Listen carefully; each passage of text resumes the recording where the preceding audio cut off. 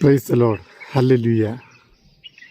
प्रकाशना ग्रंथ अध्याय 2 पद संख्या 10, book of Revelation chapter 2 verse 10।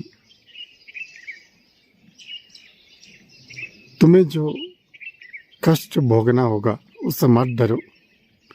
शैतान तुम्हारी परीक्षा लेने के लिए तुम में से कुछ लोगों को कैद में डाल देगा और तुम्हें वहाँ 10 दिनों तक दुख भोगना पड़ेगा, लेकिन मृत्यु तक तुम ईमानदार बने रहो, मैं तुम्हें जीवन का मुकुट प्रदान करूँगा। हालेलुया। प्रभु के वचन में आज सांत्वना का शब्द परमेश्वर हमें देता है। वह कहता है कि जो कष्ट तुम्हें भोगना पड़ता है, जो दुख तुम्हें भोगना पड़ता है, उसे मत डरो। अक्सर लोग डर जाते हैं जब जीवन में परेशानियां आती हैं, एक के बाद एक समस्याएं उत्पन्न होते हैं, उस समय लोग डर जाते हैं, निराश हताश हो जाते हैं। लेकिन प्रभु का वचन में बताता है कि हमें नहीं डरना चाहिए, निराश नहीं होनी चाहिए।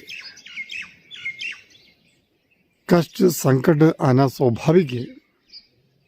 उसका कारण आगे बताया गया है कि शैतान तुम में से कुछ लोगों की परीक्षा लेने के लिए तुम लोगों को कैद में डाल देगा और वहां पर 10 दिनों तक तुम्हें कष्ट में पड़ा रहना होगा। देखिए, 10 दिनों तक या नहीं, कुछ दिनों तक हमें कष्ट सहन करना होगा। हर एक ईमानदार व्यक्ति की परीक्षा ली जाती है। अय्यूब के ग्रंथ में हम देखते हैं, अय्यूब की परीक्षा लेने के लिए शैतान परमेश्वर से परमिशन लेता है और उसकी परीक्षा लेता है। हर एक, आप कितनी ईमानदार क्यों ना हो, कितने प्रभु पर भरोसा रखने वाला व्यक्ति क्यों ना हो, आपके विश्वास की परीक्षा जरूर होगी। दुष्ट आत्मा तरह तरह के प्रलोभन आपके जीवन में डालेंगे।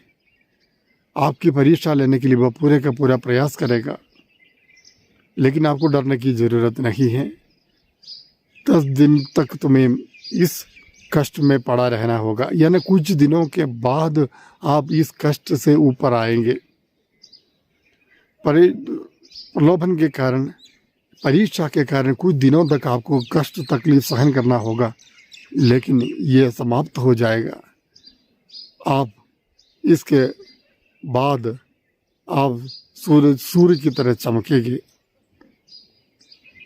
इस परीक्षा में, इस प्रलोभन में आप विजयी होकर निकलेंगे। प्रभु ये कहते, इसलिए प्रभु को कहता है कि मृत्यु तक ईमानदार बने रहो, मैं तुम्हें जीवन का मुकुट प्रदान करूंगा। हाँ प्यार प्रिय दोस्तों, जीवन का मुकुट प्राप्त करना हमारे जीवन में सबसे बड़ा महत्व, हमारे जीवन का सबसे बड़ा मकसद होना चाहिए। मृत्यु तक बने रहने वालों को जीवन का मुकुट प्राप्त होता है।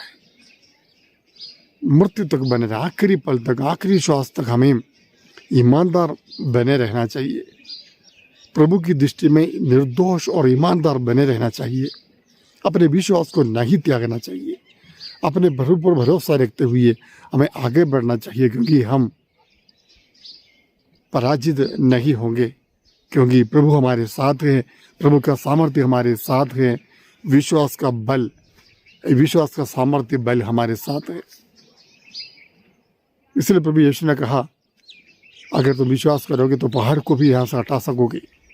इतना बल है, सामर्थ्य, विश्वास हर एक व्यक्ति को देता है।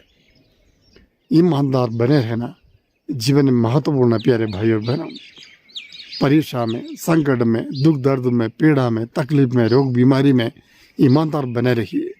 प्रभु आपको जीवन का मुकुट जरूर प्रदान करेगा। आमीन। आइए प्रार्थना करें। सर्वशक्तिमान पिता परमेश्वर, आपको धन्यवाद देते हैं आज के इस वचन के लिए प्रभु। हाँ प्रभु, अक्सर हम दुख तकलीफ में, परेशानी में हम निराश हताश हो जाते हैं प्रभु। हमारा विश्वास कमजोर हो जाता है प्रभु। हम पर दया कीजिए प्रभु, धीर बने रहने के लिए, कभी भी संकट को देखकर न डरने के लिए हमें कृपा प्रदान कीजिए प्रभु। मृत्यु तक ईमानदार बने रहना हम चाहते हैं प्रभु। ईमानदारी का वरदान हाँ सबको दे दे प्रभु। हाँ प्रभु, जो लोग संकट में परेशानी में हैं उन सभी लोगों के लिए इस वक्त हम प्रार्थना करते हैं प्रभु। संकट में उन्हें सांत्वना प्रदान कीजिए प्रभु, हाथ बढ़ाकर उन्हें छुड़ाइए प्रभु, उनके जीवन में आनंद और शांति उन्हें प्रदान कीजिए प्रभु। आमीन। सर्वशक्तिमान ईश्वर पिता और पुत्र और पवित्र आत्मा आपको आशीर्वाद प्रदान करे। आमीन।